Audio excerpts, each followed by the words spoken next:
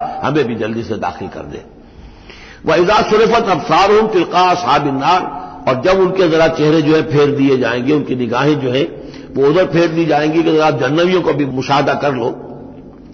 وَإِذَا صُرِفَتْ أَبْصَارُهُمْ تِلْقَاءَ أَصْحَابِ النَّارِ قَالُوا رَبَّنَا لَا تَجْعَلْنَا مَعَ الْقَوْمِ الظَّالِمِينَ، اس وقت وہ کہیں گے پروردگار ہمیں ان ظالموں کے ساتھ شامل نہ کر دیجو، کیونکہ ابھی بین بین ہے، بین الخوف والرجا، تو انہیں امید بھی ہے، یطمعون بھی ہے، لیکن اندیشہ بھی ہے، تو یہ کہ بیچ میں چونکہ لٹکے ہوئے ہیں اس لیے ادھر دیکھتے ہیں تو انہیں سلام کرتے ہیں، اور یہ کہ دل میں ان کے امنگیں جاگ جاتی ہیں، تمنائیں جاگ جاتی ہیں کہ اللہ ہمیں بھی ان کے ساتھ شامل کر دے، اور ادھر دیکھتے ہیں تو کہتے ہیں ربنا لا تجعلنا مع القوم الظالمین۔ ونادى اصحاب الاعراف رجالا يعرفونهم بسيماهم، اور اب یہ اہل جہنم میں سے ان لوگوں کو جنہیں یہ پہچانتے ہوں گے ان کے چہروں سے، ان کی نشانیوں سے، ان کو پکاریں گے،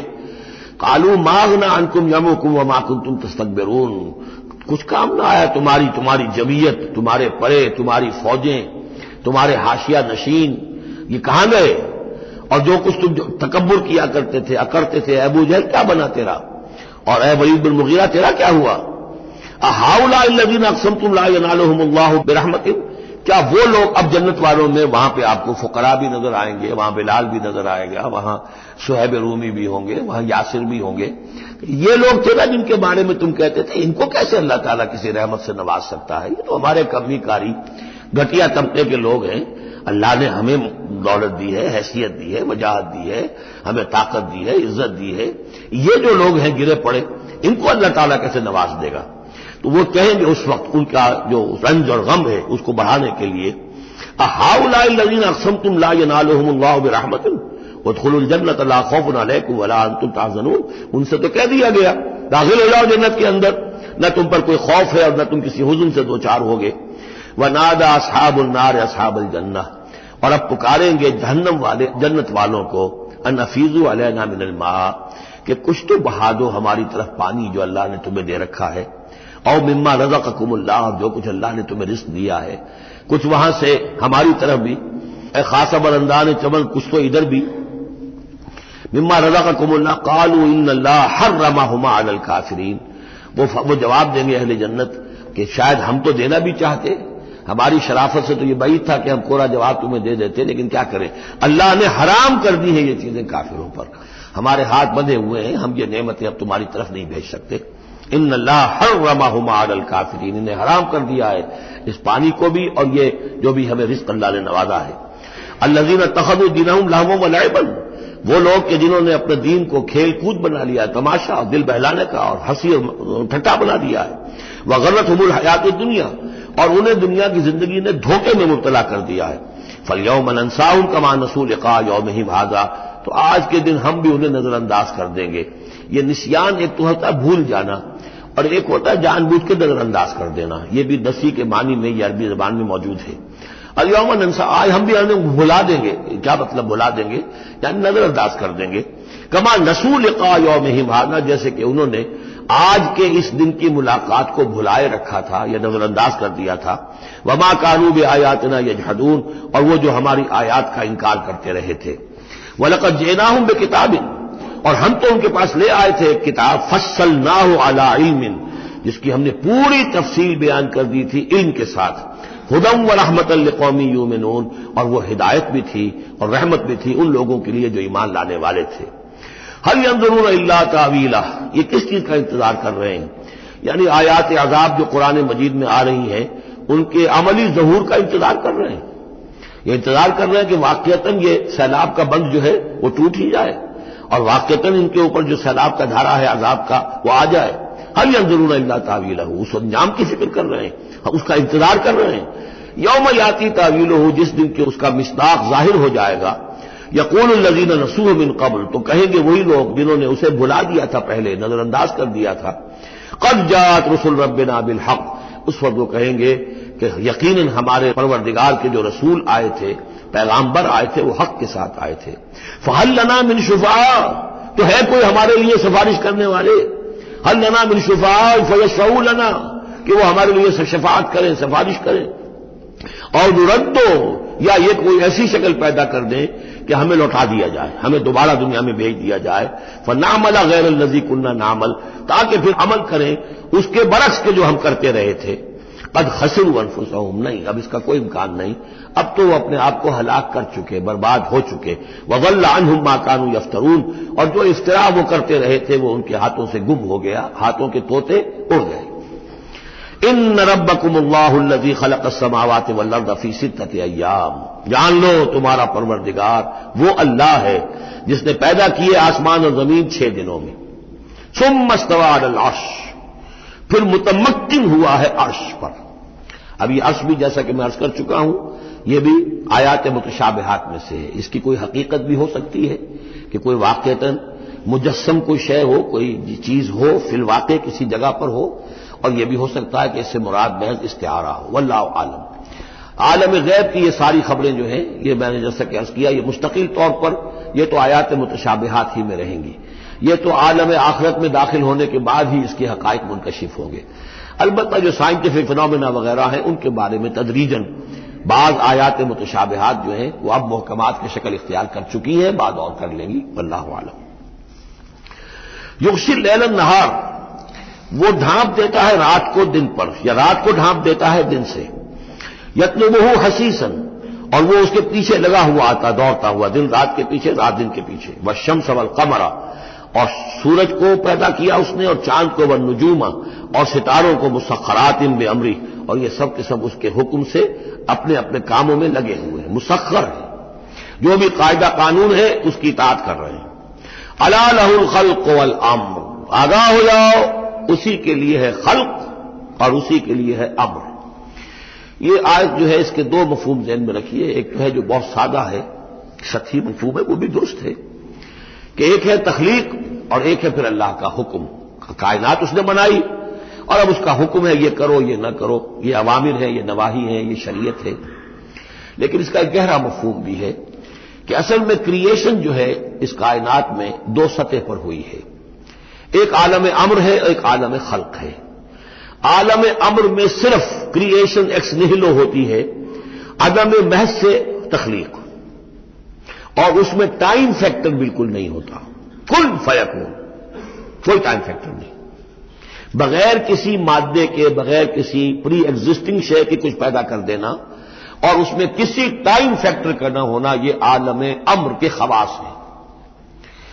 عالم خلق میں کسی شے سے دوسری شے بنتی ہے اور اس کے بعد اس میں ٹائم لازمن ہے۔ انسان ہے 9 مہینے رحم مادر کے اندر وہ بچہ رہے گا، 8 مہینے رہے 7 مہینے رہے، بہرحال اسے وقت لگے گا۔ آم کی گٹھلی ہے، اس آم کی گٹھلی کو درخت بننے میں کئی سال لگیں گے۔ آسمان اور زمین کی تخلیق ہوئی ہے 6 دنوں میں، ہمیشہ اس کا ذکر ہوگا، اور ظاہر بات ہے 6 دن وہ ہمارے دن تو نہیں ہے، قرآن مجید میں تو کہہ دیا گیا اللہ کا ایک دن 1000 برس کا بھی ہے، ایک دن 50,000 برس کا بھی ہے، یہ ملینمز بھی ہو سکتے ہیں۔ تو اللہ تعالیٰ نے بنایا ہے آسمان اور زمین کو 6 دنوں میں، تاحال یہ 6 دن ہمارے لیے یہ بھی آیات متشابہات میں سے ہے، لیکن میں سمجھتا ہوں کہ 6 دن اور 7 آسمان یہ تو زیادہ دیر نہیں گزرے گی کہ انشاءاللہ ان کی حقیقت منکشف ہو جائے گی سائنس کی مزید اکتشافات کے ذریعے سے، اور یہ آیات متشابہات کے دائرے سے نکل کر آیات محکمات میں آ جائیں گے۔ لیکن یہ کہ اصل بات جو ہے وہ یہ ہے کہ خلق اور امر، اب امر عالم امر سے متعلق نوٹ کر لیجئے صرف 3 چیزیں ہیں، ارواح انسانی، روحم من امرنا، یسألونک عن الروح قل الروح من امر ربی، ملائکہ عالم امر کی شے ہیں اور وہی عالم امر کی شے ہے۔ 3 چیزیں ہیں جن کا تعلق عالم امر سے ہے، لہذا فرشتے کے یہاں سے لے کے اور 7ویں آسمان تک جانے میں کوئی ٹائم نہیں لگ سکتا، اسی طرح روح انسانی بھی یہاں سے لے کر 7ویں آسمان تک جا سکتی ہے بغیر کسی وقت کے۔ روح انسانی کا بھی وہی معاملہ ہے جو فرشتے کا ہے، اس لیے کہ یہ عالم امر کی چیزیں ہیں، اور عالم امر میں ٹائم فیکٹر سرے سے ہے ہی نہیں، فل فیکون۔ البتہ عالم خلق کے اندر وقت لگتا ہے، سفر ہوتا ہے تو سفر میں وقت لگے گا، تخلیق ہوئی ہے تو اس میں وقت لگا، تو یہ ہے اس کا ایک گہرا مفہوم۔ لیکن بہرحال یہاں پر اب دیکھیے یہ قرآن مجید کا اعجاز ہے، ایسے الفاظ استعمال کرتا ہے کہ عرب کا ایک بدو اس پر سے گزر جائے گا تو اس کو بھی کوئی پیچیدگی نہیں ہوگی۔ الا لہ الخلق والامر، اسی نے پیدا کیا، اسی کا حق ہے کہ حکم دے، بات صاف ہو گئی اور صحیح ہے، کوئی غلط بات تو نہیں۔ وہ اپنی ذہنی سطح کے مطابق اس نے اس سے لے لیا ہدایت پالی، مطمئن ہو گیا، چل پڑا۔ لیکن یہ کہ کوئی شخص فلسفی ہے، حکیم ہے، دانا ہے، وہ غور کرتا ہے، وہ دیکھتا ہے امر کا لفظ قرآن میں کہاں کہاں آیا ہے، کس معنی میں آیا ہے، کس کس جگہ پر آیا ہے، ان کو جوڑتا ہے، جوڑ کر نتیجے نکالتا ہے، تو معلوم ہوتا ہے کہ یہ تو دو بالکل ڈسٹنکٹ عالم ہیں ایک دوسرے سے، عالم خلق، عالم امر۔ اس کے قوانین تو علیحدہ ہیں، نوامیس علیحدہ ہیں، ان کے ضابطے علیحدہ ہیں۔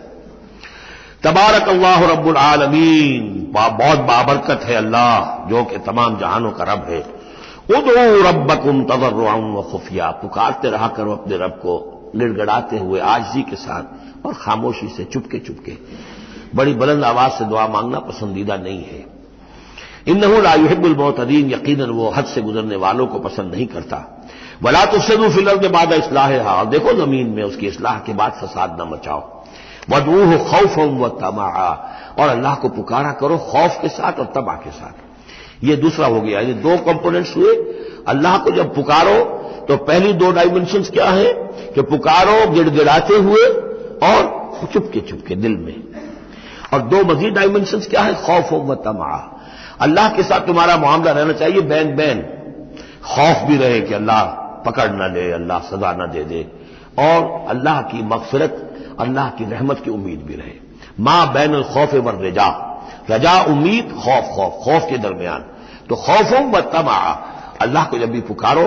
ان دونوں کے بین بین ہو کر تمہاری کیفیت قلبی اور روحانی ہونی چاہیے۔ ان رحمت اللہ قریب من المحسنین، یقیناً اللہ تعالیٰ کی رحمت جو ہے وہ اہل احسان بندوں کے بہت ہی قریب ہے، بہت نزدیک ہے۔ وَهُوَ الَّذِي يُرْسِلُ الرِّيَاحَ بُشْرًا بَيْنَ يَدَيْ رَحْمَتِهِ، اور وہی ہے جو بھیجتا ہے ہوائیں بشارت دیتی ہوئی اس کی رحمت کے آگے آگے، یعنی بارش جب آنی ہوتی ہے تو اس سے آگے آگے ٹھنڈی ہوا کے جھونکے آتے ہیں، یہ گویا کہ بشارت لے کے آ رہی ہے کہ بارش آنے والی ہے۔ اب آپ اندازہ کیجئے کہ جہاں بے آب و گیا زمین پڑی ہے اور لوگ منتظر ہیں، آسمان کو دیکھ رہے ہیں، اے اللہ ہماری تو ساری محنت جو ہے جا رہی ہے، بیج ضائع ہو رہا ہے، پروردگار اب اگر ذرا ٹھنڈی ہوا کا جھونکا آیا ہے تو یہ ان کے لیے بشارت ہوتی ہے کہ اب اس ٹھنڈی ہوا کے جھونکے کے پیچھے باران رحمت بھی آیا چاہتا ہے۔ یرسل الریاح بشرا بین یدی رحمتہ حتی اذا اقلت سحابا ثقالا، یہاں تک کہ جب وہ ہوائیں اٹھا لاتی ہیں بڑے بڑے بھاری بادل، اب یہ بادلوں میں کتنے کتنے ٹن پانی ہوتا ہوگا جو آ رہا ہے زمین پر گرتا ہے، اس کا کوئی حساب کتاب کیا جائے کتنے بھاری بادل ہیں یہ، لیکن یہ ہوائیں ان کو لیے پھر رہی ہیں، روئی کے گالوں کی طرح اڑائے پھر رہی ہیں۔ سقناہ لبلد میت، تو ہم اس کو ہانک دیتے ہیں اس پانی کو ایک مردہ زمین کی طرف، بے آب و گیا وادی کی طرف۔ فانزلنا بہ الماء، ہم ان بادلوں کو ہانک دیتے ہیں، وہ ہوائیں جو ہے ہانک کر لے جاتی ہیں ایک ایسی زمین کی طرف کہ جو مردہ ہے، بے آب و گیا ہے۔ فانزلنا بہ الماء، پھر ہم اس پر پانی برساتے ہیں۔ فاخرجنا بہ من کل الثمرات، اور پھر ہم اس سے زمین میں سے ہر طرح کے میوے نکال دیتے ہیں۔ اور کچھ نہیں تو گھاس ہی ہو گئی، چراگاہ ہی ہو گئی، اور اگر آپ نے کچھ بیج ڈالے ہوئے تھے یا یہ کہ بیج پڑے ہوئے تھے کسی باغ کے اندر، اوپر سے گر گر کے اس کے پھلوں میں سے وہ خود بخود پھوٹیں گے، اور وہ جو اللہ تعالیٰ کی طرف سے جو ہے وہ زمین کے اپنے خزانے نکال دے گی۔ کذالک نخرج الموتیٰ، اور یہ ہے اصل جو تشبیہ دی گئی، اسی طرح ہم مردوں کو نکال لائیں گے زمین سے، یعنی زمین مردہ ہوتی ہے، کوئی اس کے اندر زندگی کے آثار نہیں ہوتے، کہیں کوئی وہ جو ہے کوئی بھی آپ دیکھیں کوئی ہریاول نہیں کوئی، بلکہ وہاں پہ بسا اوقات تو ایسی ویرانی ہوتی ہے کہ کوئی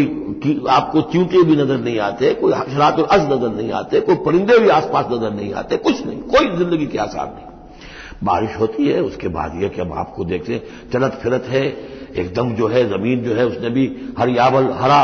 جو ہے وہ گہنا پہن لیا ہے، اس کے ہرے ہرے کپڑے سمجھیے کہ وہ دلہن جو ہے آراستہ ہو گئی ہے، اور پھر اب چرند پرند بھی آ گئے ہیں، زندگی مگر اب زندگی ہی زندگی ہے معجزاً ساقی۔ تو اسی طریقے سے یہ زمین کے اندر پڑے ہوئے مردے جو ہوں گے یہ بھی گویا کہ بیج کے مانندے جو زمین میں پڑے ہوئے ہیں، ہمارا حکم آئے گا اور یہ پھوٹ کر نکل آئیں گے۔ کذالک نخرج الموتیٰ لعلکم تذکرون، تاکہ تم نصیحت اخذ کرو۔ والبلد الطیب یخرج نباتہ باذن ربہ، اور جو اچھی زمین ہوتی ہے زرخیز، وہ اپنے رب کے حکم سے اپنا سبزہ نکالتی ہے، اس میں سے نکلتی ہے پیداوار۔ والذی خبث، اور زمین ایسی بھی ہوتی ہے کہ جس میں رویدگی ہے ہی نہیں، زرخیزی ہے ہی نہیں، جو خراب زمین ہے لا یخرج الا نکدا، وہ کچھ نہیں نکالتی مگر کوئی ناقص سی چیز نکال دے گی، جھاڑ جھکاڑ کچھ ہو جائیں گے۔ یہ نکد لفظ جو پنجابی میں سرائکی میں استعمال کرتے ہیں، یہی اسی لفظ کی نکدہ، بڑی ردی شے، بڑی گھٹیا شے۔ کذالک نصرف الآیات لقوم یشکرون، اسی طریقے سے ہم اپنی آیات کو گردش میں لاتے ہیں ان لوگوں کے لیے کہ جو ان کی قدر کرنے والے ہوں۔ بارک اللہ لی ولکم فی القرآن العظیم ونفعنی وإیاکم بالآیات والذکر الحکیم۔